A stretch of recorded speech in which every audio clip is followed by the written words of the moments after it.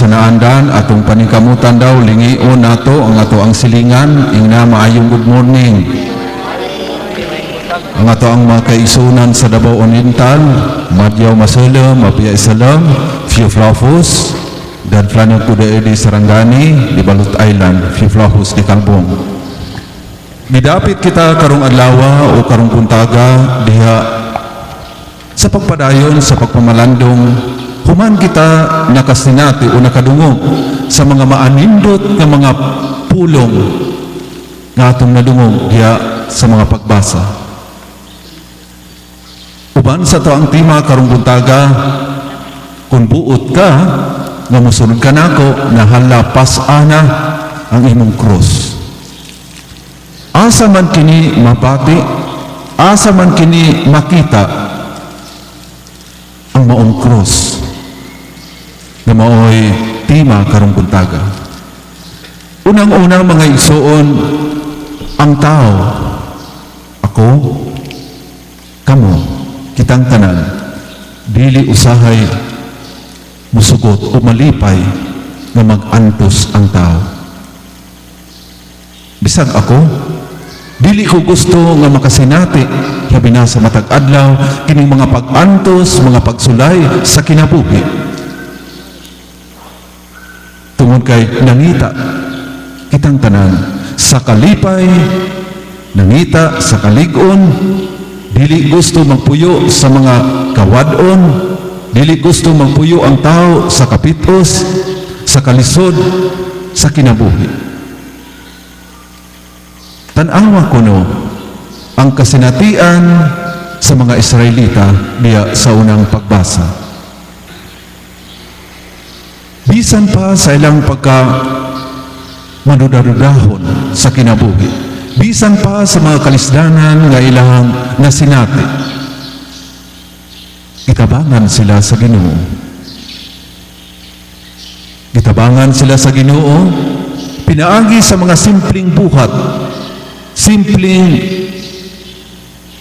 higayon sa pagpadayag sa gugma sa Dios alang niining mga tawhan. Nag-agulo sila, nagmahuyang, apan tungod niining gugma sa Ginoo alang kanila, nadiskubrihan nila nga anaa ang Ginoo taliwala niining mga kalisod sa kinabuhi, taliwala sa mga kahadlok. Adlaw-adlaw po sila nakasinati og cross. Apan tungod sa ilang pagpaningkamot, tungod sa pagtuo nga naa sa kasing-kasing, nakadiskubre sila nga naagid siya uban kanato. Mga igsoon, kining maong pagtuo sa mga Israelita maoy nakapakuyanap sa tibuok kalibutan nga nakapalig-on sa tao. Mahinungdan diya sa ikaduhang pagbasa,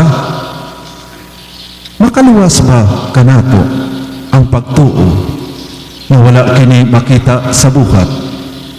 Ipakita daw sa buhat ang maong pagtuo. Mauna, klaro kaayo diya sa ikaduhang pagbasa. Makita ba kini maong pagtuo pinaagi sa buhat? Adunay daghan nga mga tao dinha na wala sila mga sinina, nakalisod sa mga pagkaon, sa mga dili lamang material nga mga butang, ang mga tao nag-antos, ana sila sa pagsulay. Apan kita nga nakaangkon nining pagtuo, unsa man makahimo ba kita niini? Mapakita ba kining pagtuo nga atong nahuptan pinaagi sa buhat?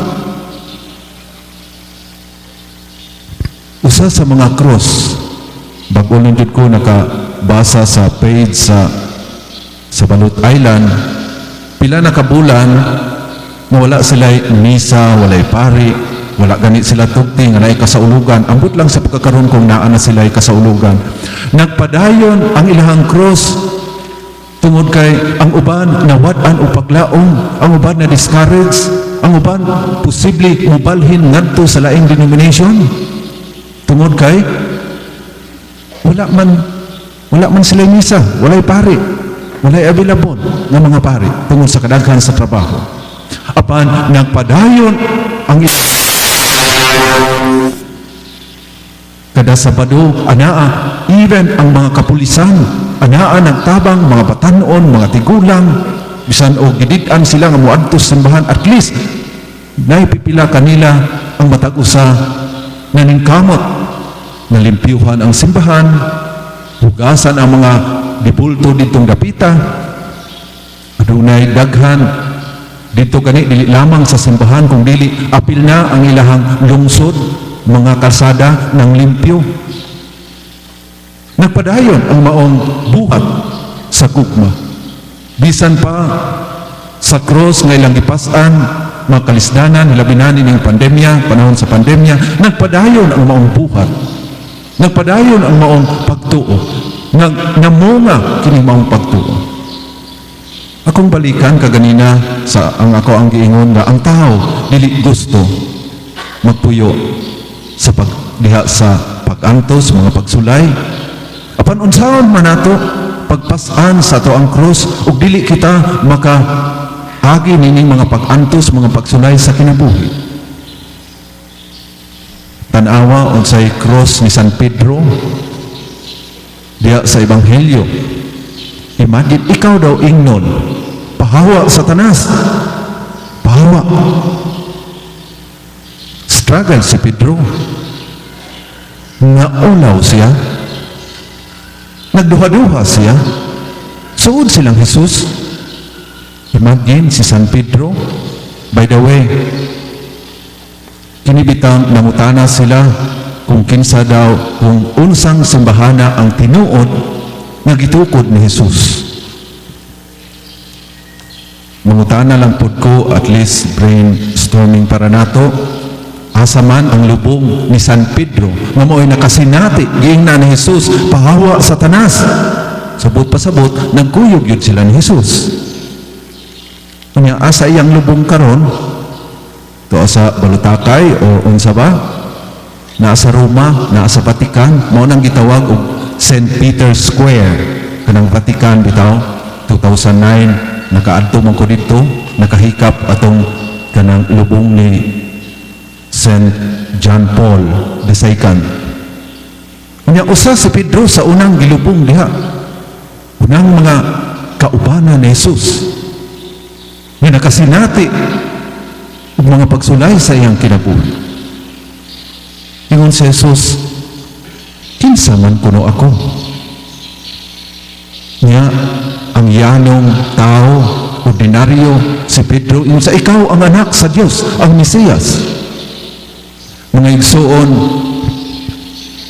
ang pag-ila sa usa ka tawo adunay duha ka paagi.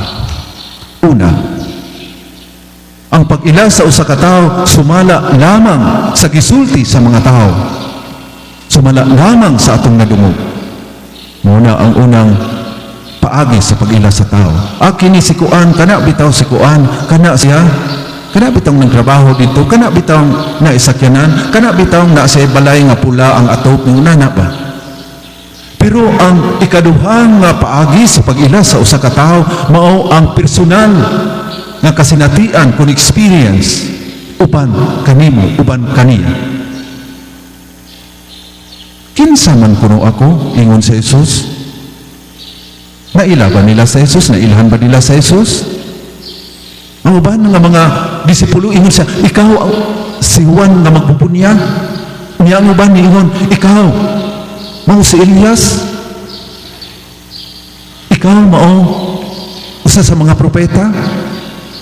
Nga si Pedro, siya, ikaw dili, ikaw ang kuan ba? Anak sa Dios, ang Mesiyas.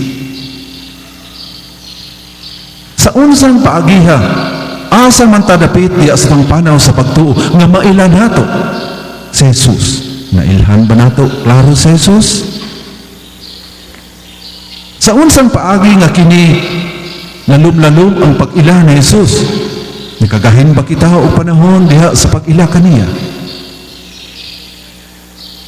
Nakagahin ba kita o panahon diha sa pagpalalom sa tuang kasinatian uban kaniya? Sa mga pagsulay, sa mga pag-antos, nahimamat ba nato sa Jesus diya sa mga pag-antos, mga pagsulay? Mga igsuon, kung wala kita hatag og higayon kung kahigayunan sa pag-ila bisan na lamang og pipila ka minutos uban kaniya atubangan sa altar. O klaro kaayo adunay mga altar karon usay mo anto ko sa balay magbindita.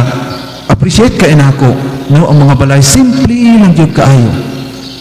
Simple mga simple nga mga kabalayan pero anaa mga altar, mga imahin, anaa.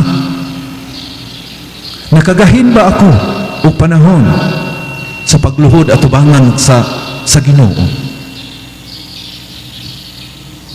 Mga igsoon, diha sa mga pag-antos, mga pagsulay, diha nato mahimamat ang Ginoo. Diha nato maila si Kristo. Dili na kinahanglan nga anaon kita nga ikaw nakaila ba ka nako? Kinsa man kuno ako? Lingia ang imong katapad daw. Kinsa na siya? Ang uban di mo lingi kay di kaila.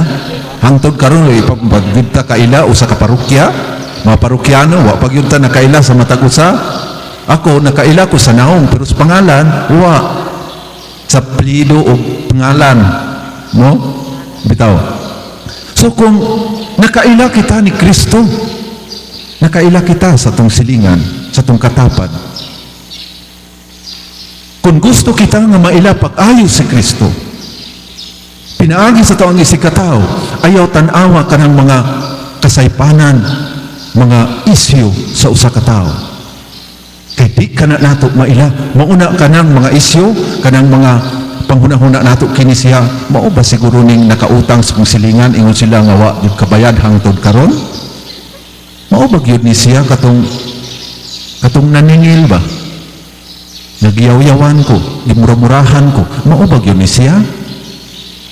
Mao ba ni siya ang nag-akusa nako? Di-akusahan ko nga kuno ako ang nangibot sa alukbati diha sa mga rindero? Mga igsoon kung kana nga to ang pirmi makitaan, di gyud ta makaila kang Kristo diha sa toang adlaw-adlaw nga pagpuyo. Tan-awa ka ng mga maayong buhat sa tao. Tan-awa ka ng iyang maginagmayng kalampusan.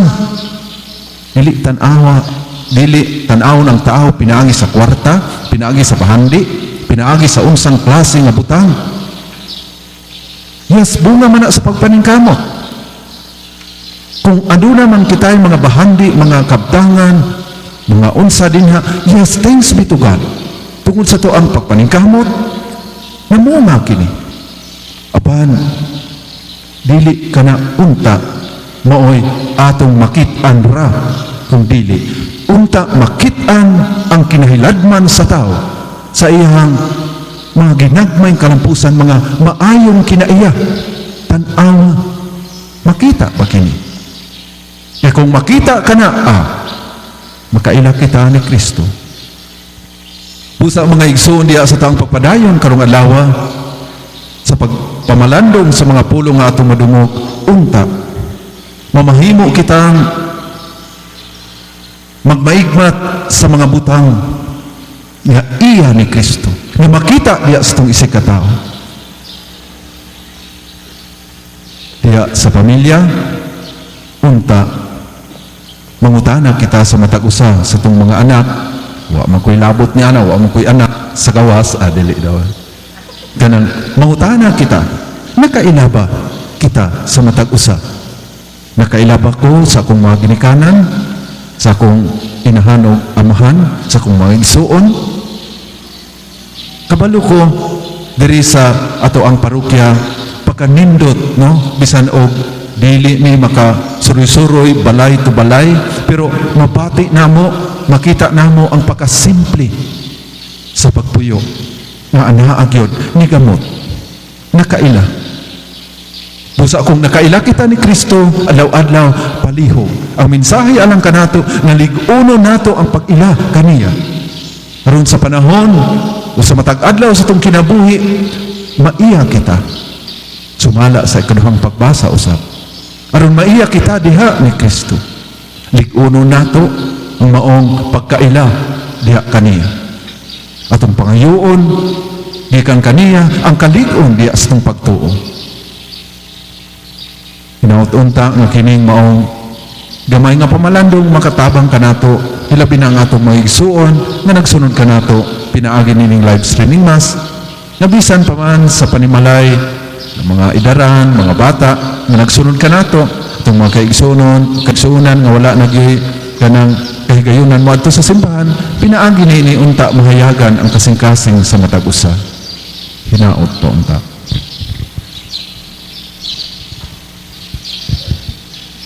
Palihog, panindog